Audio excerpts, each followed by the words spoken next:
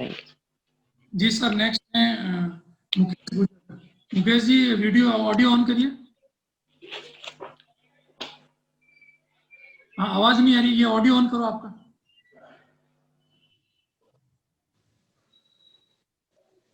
Hello, आवाज आ रही होगी? आवाज आ रही है सर? हाँ अब आ रही है, अब आ रही है यार। जी, अब साफ ठीक आ आ रही रही है सर? क्षमा हाँ, कीजिए, पहले थोड़ा सा प्रॉब्लम थी सर, सॉरी सर। ये साफ आ रही है। मुकेश कुमार जी, आप बता रहे थे मुझे कि गुर्जर को प्रतिहार कहते हैं, जी सर। और मैंने जो पढ़ा है इतिहास में यही पढ़ा है कि गुर्जर जो है वो जोधपुर के मंडौर के राजा हरिश्चंद्र के वंशज हैं। जी बिल्कुल सर, ये भी है सर। ये भी है और वो भी है, तो एक ही बताओ ना जी आप जी किस में ज्यादा, जी आपकी राय किस में ज्यादा सही है? सर।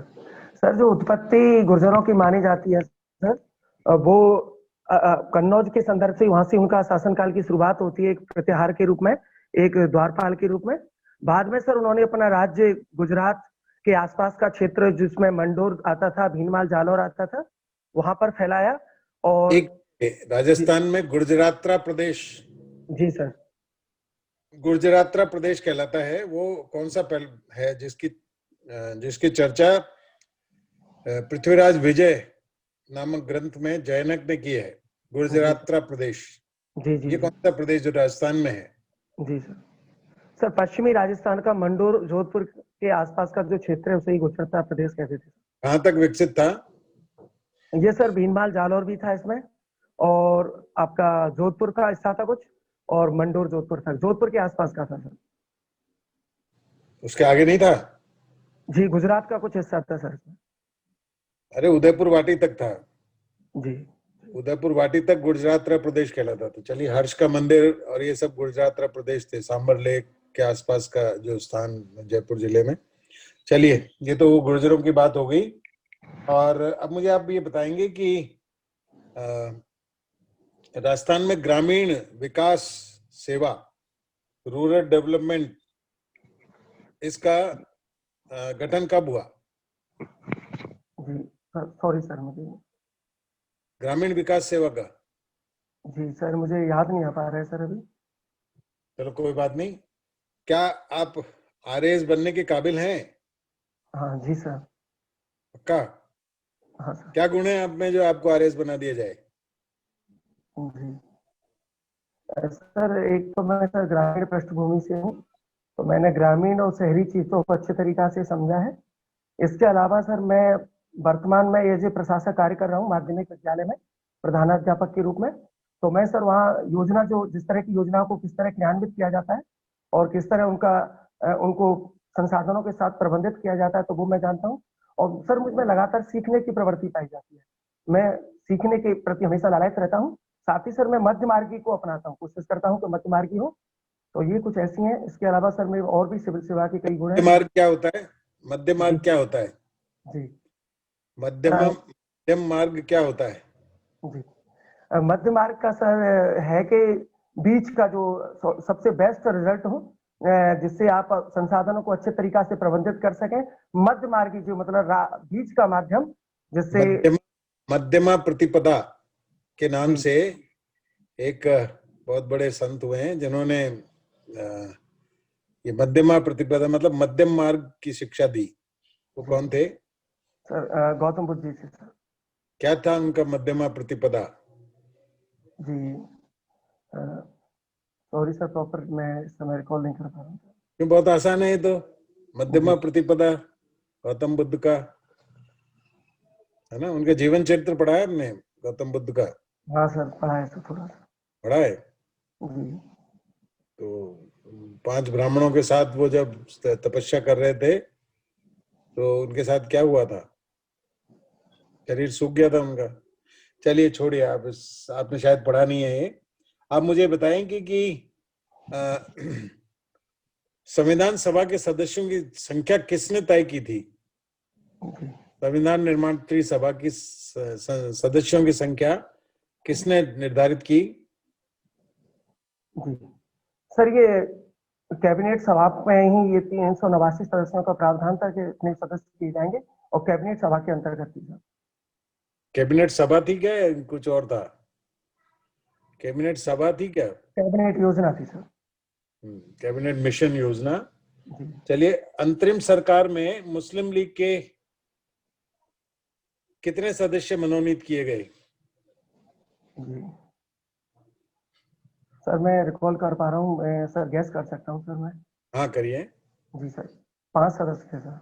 वेरी गुड, बिल्कुल सही जवाब है। आप कंफर्म क्यों नहीं रहते हैं? इनका मनोनयन कब हुआ था?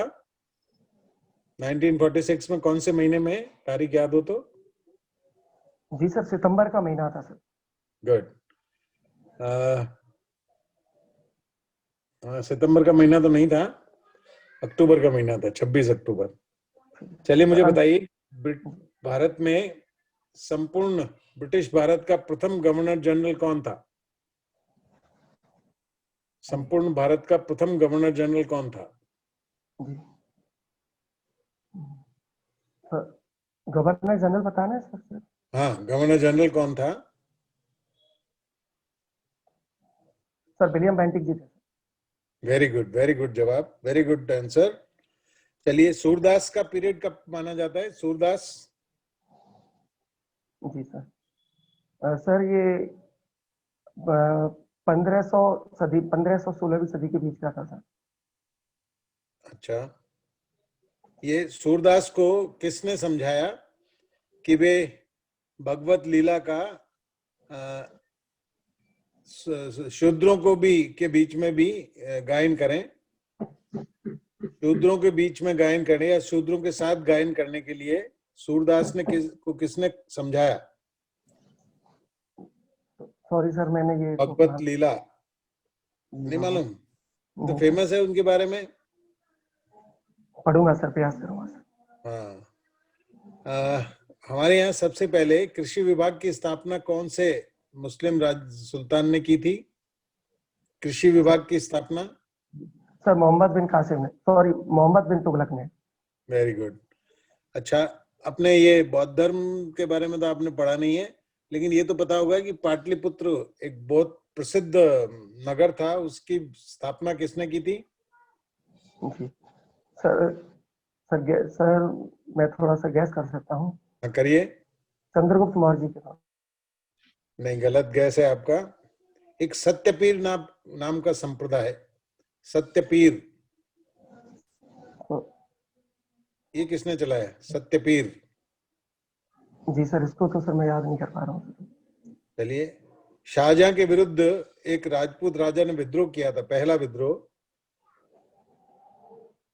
प्रथम राजपूत राजा का विद्रोह जो शाहजहां के विरुद्ध हुआ, किसने किया था? राजपूत सर, अमर सिंह राठौर थे। नहीं, नहीं।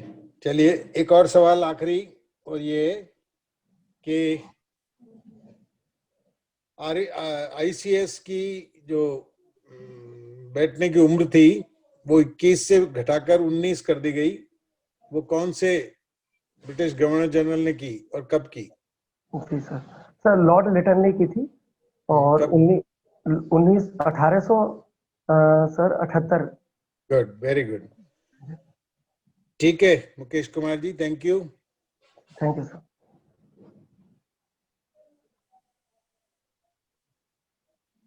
राजेश जी। जी sir, good morning sir. Good morning. अपने हॉबी और इंटरेस्ट में मवेशी पशुओं की देखभाल जी सर, हॉबी है या इंटरेस्ट है? जी सर, ये हॉबी है सर।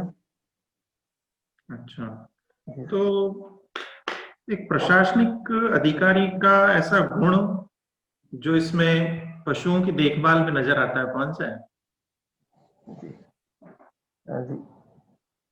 सर, संवेदना सर होनी चाहिए प्रशासक अधिकारी में, जिससे वो पशुओं को भी, उनकी यदि कोई पीड़ा है, पशुओं को कोई बीमारी है या उनको कोई रोग है या उनको कोई दिक्कत है, तो उसको सब फील कर सकेगा उन जैसी पीड़ा।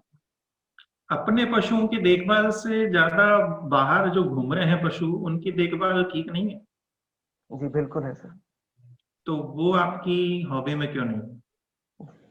सर मैं वर्तमान में सर मैं सेवा में हूँ 13 साल से लगातार, तो ऐसी स्थिति में मुझे इतना समय नहीं मिल पाता है कि मैं बाहरी पशुओं की देखभाल कर लूँ।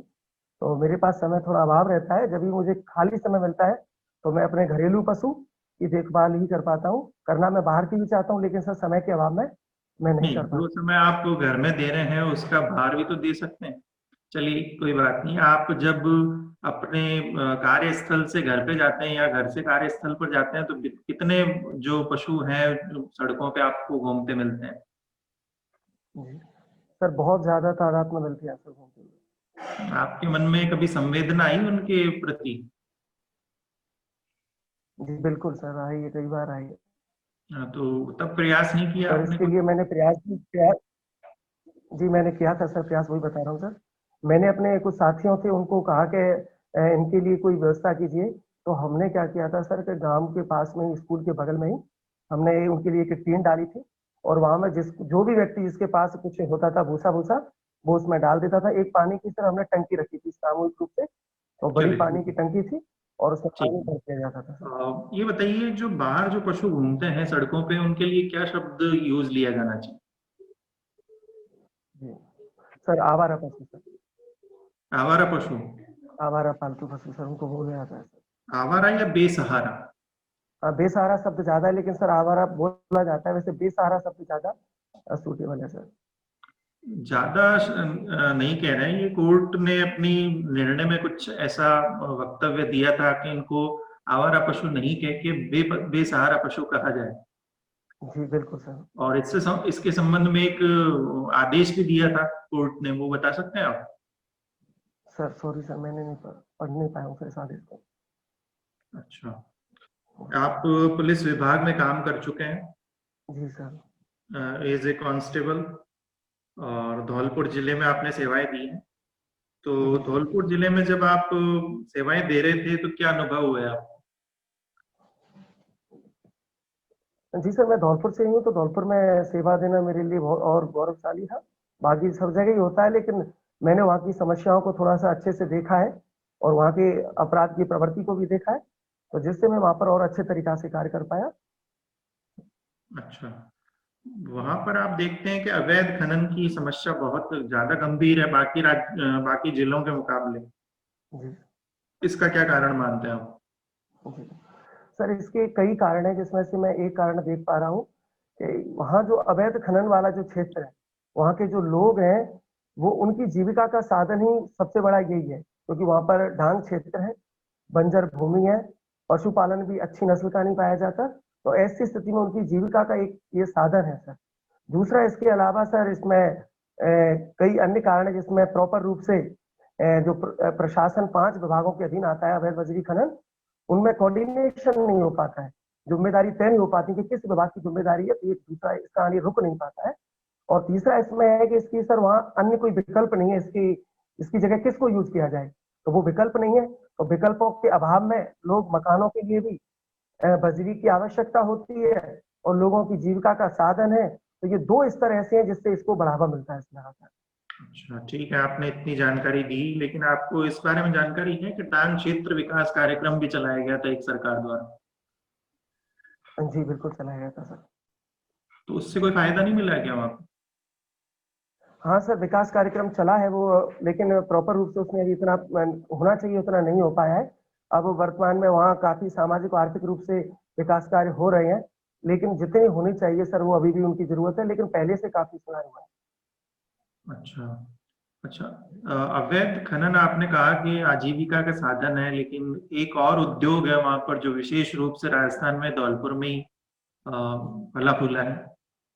कौन सा उद्योग है वो? सर पत्थर रेड स्टोन उद्योग है और पत्थर खनन उद्योग। जी, सुन नहीं पाया मैं रेड आपकी। स्टोन या पत्थर खनन उद्योग सर, पत्थर खनन उद्योग सर। इसके अलावा कोई उद्योग नहीं, कांच उद्योग नहीं है वहां पे? जी जी जी बिल्कुल सर, तीसरा बड़ा उद्योग कांच उद्योग है, लेकिन सर उसकी जो 2 बड़ी कंपनियां थी, फैक्ट्री थी, वो दोनों की दोनों लगभग 10 साल से बंद है सर। अच्छा, सरकार द्वारा कोई प्रयास नहीं किए कि उनको शुरू करवाने को? जी सर, कोई बड़ा प्रयास तो नहीं दिखाई दे रहा है। सिर्फ जो धौलपुर ग्लास वर्क फैक्ट्री थी, उसको गंगानगर शुगर मिल्स फैक्ट्री के अधीन कर दिया गया है और उसके नाम से सर वहां पर उत्पादन किया जा रहा है गंगानगर शुगर मिल्स। अच्छा। ये बताइए, नागरिक स्वतंत्रता को लेकर अभी सुप्रीम कोर्ट ने एक टिप्पणी की है, जी क्या टिप्पणी की है? जी जी सर, नागरिक स्वतंत्रता के लिए सुप्रीम कोर्ट ने अभी कई वादों में बता रहा हूँ चौपट से, मैं कुछ तो देख नहीं पाया हूँ, लेकिन जो मैं समझ रहा हूँ कि वो किए कि सर जो नागरिक व्यक्ति का जो अधिकार है उसका सर दुरुपयोग हो रहा है, और व्यक्ति इस नागरिक व्यक्ति के अधिकार के तहत डायरेक्ट उच्चतम न्यायालय में अपील दायर कर रहा है, जबकि उसको उच्च न्यायालय से शुरुआत करना चाहिए और एक चेन सिस्टम के तहत ऊपर तक पहुंचना चाहिए। सरकार को लेकर कुछ टिप्पणी की है? जी, वो भी है सर। सरकार के लिए कहा है कि सरकार का ये दायित्व है कि लोगों की जो अभिव्यक्ति है, नागरिक स्वतंत्रता है, उसका उसका रखे, उसको रखे, और यही सर मैं प्रॉपर कर पा रहा हूँ। सुप्रीम कोर्ट ने तो ये कहा है कि लोगों को सताने का हथियार है ये, ऐसा कहा है कुछ? जी सर, महाराष्ट्र वाले केस में कहा था ना, अर्नब गोस्वामी वाले में, ये लोगों को राज्य सरकारें अपने कानूनों के माध्यम से सताए नहीं, उनकी स्वतंत्रता को। चलिए एक टिप्पणी, इसी से संदर्भ में एक और बात करते हैं। अभी जो किसान आंदोलन हो रहा है पंजाब में, वहां पर पाकिस्तान जिंदाबाद के नारे लगे, तो ये कैसी अभिव्यक्ति की आजादी है? सर ये बिल्कुल अनुचित है सर, अभिव्यक्ति की आजादी का दुरुपयोग नहीं करना चाहिए, और लगातार इस पर सर पूर्व में भी मांग होती रही है कि अभिव्यक्ति की आजादी का मतलब देश की एकता अखंडता से बढ़कर के नहीं हो सकता, तो एकता अखंडता सर्वोच्च है। यदि इस तरह की किया जा रहा है तो वो सर अनुचित है, और इस पर सर इसके खिलाफ कार्रवाई की जानी चाहिए। अच्छा, चलिए अंतिम प्रश्न मेरा ये बताइए, जयपुर फुट क्या है? जी सर, पीके सेठी के द्वारा बनाया गया एक कृत्रिम अंग है, कृत्रिम अंग है जो कि दिव्यांग जनों के लिए उपलब्ध होता है। उनकी पूरा नाम बता पाएंगे पीके सेठी जी का? मुझे सर प्रॉपर मैं गैस कर सकता हूँ सर, पंकज कुमार सेठी जी, कुछ ऐसा। नहीं, गलत है, प्रमोद करण जी सेठी थे। चलिए इनको कौन कौन से पुरस्कार मिले ये बताइए। जी सर, सॉरी सर, मैं अच्छा, ये जयपुर फुट बनाया कब था इन्होंने? जी सर, सॉरी सर। ठीक है, धन्यवाद जी। ललित जी सर। जी मुकेश जी, नमस्ते सर। नमस्कार। आप एचएम हो अभी? जी सर। कहाँ पे? सर धौलपुर में ही हूँ सर, राजकीय माध्यमिक विद्यालय डंडौली। तो एचएम के दौरान आपने ऐसा कौन से अनुभव प्राप्त किए हैं जो आपके प्रशासन में भी यूज होंगे आगे? जी जी सर, एक तो सर ये है कि मैंने देखा है कि कहीं जो मानवीय संसाधन है, स्टाफ है, वो ज्यादा है, और कहीं पर स्टाफ कम है, तो इनका प्रबंधन किया ना जाने, इनकी स्टाफिंग होनी चाहिए, कम से ज्यादा में, ज्यादा से कम में, तो बहुत ज्यादा अच्छा रहेगा। दूसरा सर, अभी भी सर संसाधनों का अभाव है। यदि संसाधन एनजीओ के माध्यम से या भामाशाहों के माध्यम से या किसी अन्य माध्यम से भी संसाधन जुटाए जाए तो विद्यालयों को और अधिक विकसित किया जा सकता है। और यदि विद्यालयों में स्मार्ट क्लासरूम की अवधारणा यदि आए तो बच्चे जो छोटी क्लास होती है 1 से 3 तक की, उनको और अच्छे तरीका से ज्ञानार्जन वहां से कर सकते हैं। ओके। आप शिक्षा नीति का अध्ययन किया है आपने? हाँ जी सर। बताइए क्या है? जी सर, इसमें नई संरचना अपनाई गई है, 5+3+3+4, और इसके अलावा इसमें व्यावसायिक शिक्षा और कौशल विकास को महत्व दिया गया है। विज्ञान और गणित जैसे जो तकनीकी विषय हैं उनको महत्व दिया गया है, और इसमें इंटर्नशिप एक नई अवधारणा के रूप में आई है। इंटर्नशिप बच्चों को कराई जाए जिससे उनमें कौशल का विकास हो, व्यावसायिक दक्षता, व्यावसायिक संस्कृति का विकास हो। इसके अलावा सर त्रिभाषा फॉर्मूला है, और शिक्षा पर जीडीपी का 6% व्यय करने का सर लक्ष्य रखा गया है, और इसके अलावा जो उच्च शिक्षा है उसके लिए सकल नामांकन दर है वो 50% से अधिक रखी गई है सर। अच्छा, इसमें एक बात कही गई है कि जो शिक्षा है उसको ग्लोबल लेवल का बनाने का प्रयास किया जाए। तो ऐसे कौन से इसमें आपको तथ्य नजर आते हैं कि हमारी जो शिक्षा नीति है वो ग्लोबल लेवल को टच करेगी? जी। तो सर एक तो इसमें सर व्यावसायिक शिक्षा और कौशल विकास, ये दो ज्यादा महत्वपूर्ण है। इसके अलावा उच्च शिक्षा में देखें तो शोध कार्य को अधिक महत्व दिया गया है। अच्छा। और क्योंकि सर वर्तमान शिक्षा के बारे में कहा जाता है कि ये अच्छे नागरिक तो तैयार कर रही है, लेकिन रोजगार कम सृजित कर रही है। तो रोजगार कम सृजित होने के कारण हम रोजगार प्रॉपर दे नहीं पा रहे हैं। तो ये शिक्षा नीति सिर्फ रोजगार देने वाले व्यक्ति पैदा नहीं करेगी, रोजगार को भी सृजन करेगी, जिससे लोगों को रोजगार मिले। नहीं, अंतर्राष्ट्रीय लेवल से हम किस प्रकार संबद्ध हो पाएंगे? जी सर, उससे सर ये है कि यदि हमारे यहाँ अच्छे स्किलफुल यदि स्टूडेंट तैयार होंगे, वो बाद में सर अच्छे नागरिक के रूप में स्थापित होंगे, तो वो अच्छे उत्पाद पैदा कर सकेंगे, जो गुणवत्तापूर्ण उत्पाद होंगे। कुछ विदेशी विश्वविद्यालयों का भारत आना है। वो भी है सर। 200 विदेशी जो टॉप क्लास के ग्लोबल विश्वविद्यालय हैं, उनको भारत में स्थापित किया जा रहा है, जिससे भारतीयों को विदेश में जाने की जरूरत नहीं पड़ेगी। उनको जो शिक्षा है वो एक अच्छे स्तर की, वैश्विक स्तर की यहाँ पर भाषाओं से संबंधित कोई प्रावधान? जी सर, मैं सुन नहीं पाया सर। विदेशी भाषाओं से संबंधित प्रावधान? हाँ सर, इसमें ये रखा गया कि कक्षा 9 से जो माध्यमिक विद्यालय का स्तर है, वहां से आप कोई एक विदेशी भाषा भी कर सकते हैं, जर्मन भाषा हो सकती है उसमें, और उसका आप अध्ययन कर सकते हैं। और अंग्रेजी? जी बिल्कुल सर, अंग्रेजी तो है ही, अंग्रेजी तो पहले से ही है, और इसमें भी अंग्रेजी को स्थान दिया गया है। राइट। धौलपुर के हो आप? जी सर। आपके वहाँ एक सैपो महादेव मंदिर है, सैपो महादेव मंदिर। जी सर, सैपू महादेव पार्वती नदी के बिल्कुल किनारे पर है, और इसका जो शिवलिंग है सर, वो सबसे बड़ा माना जाता है, और बहुत बड़ा शिवलिंग है, और यहाँ पर भादों के महीने में सर मेले का आयोजन होता है। ओके। बस प्रसिद्ध है आपके यहाँ बसेड़ी?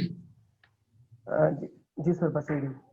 सर बसेड़ी कई चीजों के, जैसे एक तो उसमें सर राज्य स्तरीय मटर मंडी है सर बसेड़ी में, और जो स्कूली शिक्षा के वहाँ कई संस्थान है बसेड़ी में, और वर्तमान में एक वहाँ पर बकरी अनुसंधान केंद्र बसेड़ी में स्थापित किया गया, बसेड़ी सरमुथरा ये जो ब्लॉक है। पुरातात्विक महत्व का कुछ?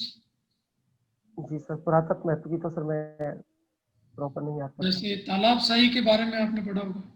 जी सर। जी सर 1617 में सर जागीर के जो मनसबदार थे शालिक खां, उन्होंने शाहजहाँ की यात्रा के समय इसका निर्माण कराया था, और यह एक वर्तमान में एक कुंड भी है, और इसके किनारे पर महल भी बने हुए हैं, जिन्हें खानपुर महल के नाम से जाना जाता है। अच्छा, ये धौलपुर कितने जिलों को स्पर्श करता है? जी सर, धौलपुर सर राजस्थान के 2 जिलों को स्पर्श करता है, यूपी के 2 जिलों को स्पर्श करता है, सॉरी यूपी के 1 जिले को स्पर्श करता है सर, और एमपी के 1 जिले को, टोटल 4 जिलों को स्पर्श करता है। ओके, एमपी और यूपी के कौन से जिले हैं वो? जी सर, यूपी का सर आगरा है, और एमपी का सर मुरैना है।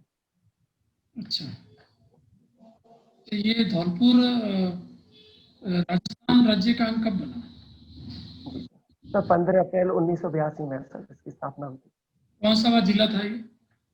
ये सर 27वां जिला बना था। ओके, ये धौलपुर स्टोन क्यों प्रसिद्ध है? जी सर, धौलपुर स्टोन अपनी कोमलता के लिए प्रसिद्ध है। वो कोमल है, बहुत मुलायम किस्म का होता है, और इसके अलावा इसकी सर जो चमक है वो बहुत दीर्घकालीन तक रहती है। ये अपनी मूल चमक को कभी खोता नहीं है, इसलिए विश्व की जो बड़ी बड़ी, भारत की जो बड़ी बड़ी इमारतें हैं स्थापत्य कला की दृष्टि से इनका नाम है, उनमें इसको लगाया गया है। जैसे सर आप राष्ट्रपति भवन है सर, इसके अलावा फतेहपुर सीकरी की इमारतें हैं, और दोनों ही लाल किले आगरा का और दिल्ली का सर। ओके, ये संतानम समिति की सिफारिशें बता सकते हैं? जी सर, 1964 में संतानम समिति ने सिफारिश की थी, जिसमें भ्रष्टाचार और रिश्वतखोरी जैसी प्रवृत्ति के लिए थी, और इसी की सिफारिश के आधार पर सीबीआई का गठन किया गया था। ओके, अच्छा, द्वितीय प्रशासनिक सुधार आयोग?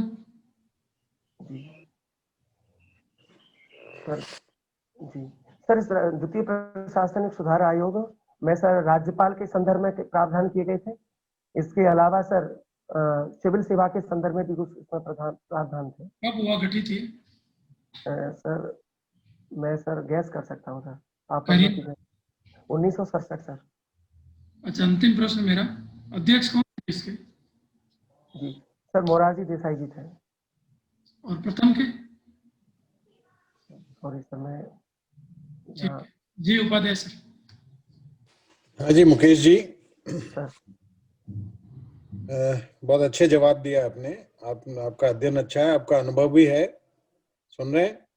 जी सर। लेकिन जैसे बजरी के बारे में आपने जो जवाब दिए, आपसे रोजगार से संबंधित कुछ सवाल पूछे गए थे, तो आपके एक तो उत्तर बहुत लंबे हैं और थोड़ा संक्षेप में उत्तर दें और टू द पॉइंट। जितना पूछा गया उतना ही आपको बताना चाहिए। नागरिक स्वतंत्रता के बारे में, वहाँ के पत्थर खनन या कांच के बारे में, कांच इंडस्ट्रीज के बारे में आपको जानकारी अच्छी थी। जैसे अर्नब गोस्वामी को प्रेस के ऊपर आपने सुप्रीम कोर्ट की जो फैसला है उसके बारे में ठीक से आप उसको एक्सप्लेन नहीं कर पा रहे थे। लेकिन ओवरऑल मैं ये कह सकता हूँ कि आपका जो पर्सनल इंटरव्यू है बहुत अच्छा है, लेकिन 2-3 बातों का आप ध्यान रखें। एक तो कॉन्फिडेंस लेवल, पॉजिटिविटी आपके चेहरे पे दिखाई नहीं दे रही। सकारात्मकता दिखाएं थोड़ी चेहरे पे, मुस्कान लगातार बनाए रखें, है ना। बाकी तो ठीक है। ग्लोबल जो शिक्षा नीति का ग्लोबल प्रभाव क्या पड़ेगा इस बारे में भी आप स्पष्ट नहीं कर पाए थे। तो कुल मिलाकर इंटरव्यू आपका बहुत अच्छा हुआ। मॉक इंटरव्यू में आपकी परफॉर्मेंस बेस्ट है, ठीक है, अबव 85% है। लेकिन थोड़ा चेहरे पर कॉन्फिडेंस और पॉजिटिविटी लाएं और बोलने का जो तरीका है संक्षेप में बोलें, कम से कम शब्द यूज करें, टू द पॉइंट आप जवाब देंगे ना तो ज्यादा अच्छा रहेगा। शुभकामनाएं मेरी आपको, ठीक है। Thank you sir. आप सेलेक्ट होंगे। Thank you sir.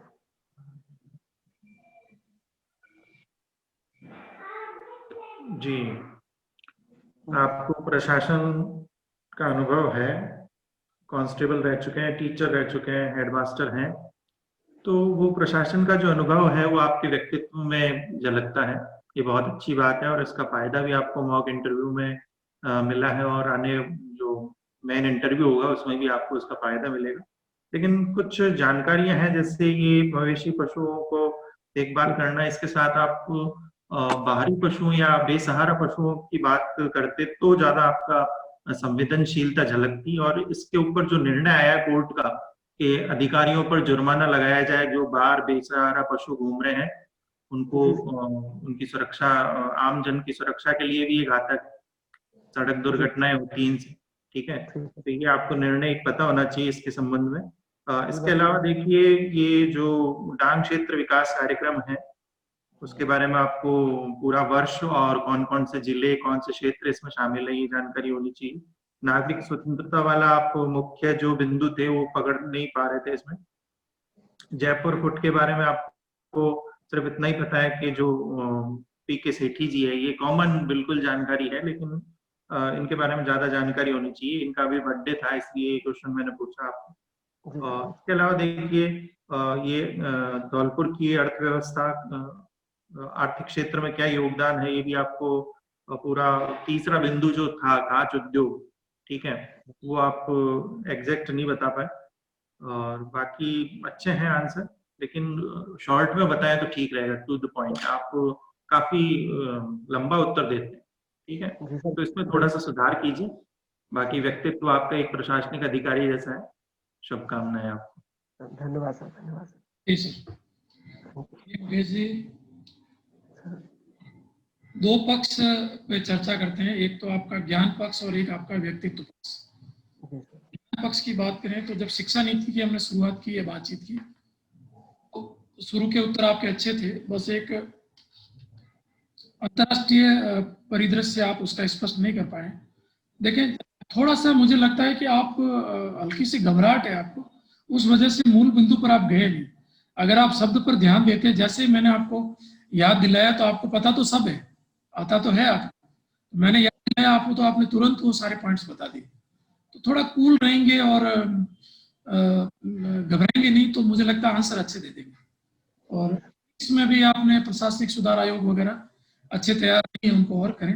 राजस्थान जी के अच्छा है आपका, धौलपुर से संबंधित आपने अच्छे दिए उत्तर, पर फिर भी उसको राजस्थान के आर्ट कल्चर, इतिहास की प्रमुख घटनाएं, ये वगैरह जितने भी हैं, किसान आंदोलन वगैरह, इन मुख्य मुख्य गुण हैं, पूरी आपको पता होनी चाहिए। जी और व्यक्ति तो उपाध्याय सर ने बताया, उसके अलावा आप काफी अनुशासित लगते हैं। एक प्रशासक का व्यक्तित्व आपके अंदर झलकता है, जो कि आप इतने समय से प्रशासन कर रहे हैं, तो वो आपके व्यवहार में आ गया है प्रशासन। तो बाकी ओवरऑल बढ़िया है आपका। Thank you sir, thank you sir. और थोड़ा इम्प्रूव करें। और नेक्स्ट डेट क्या दी है मैंने मुकेश जी आपको? जी सर, अभी दी नहीं है सर आपने। कब है इंटरव्यू आपका? सर मेरा सेकंड फेज में है सर। ठीक है, फिर मैं आपको बाद में दूंगा नेक्स्ट। जी सर, ठीक है, thank you sir, thank you okay, sir. शुभकामनाएं बहुत बहुत। जी थैंक यू। जी सर।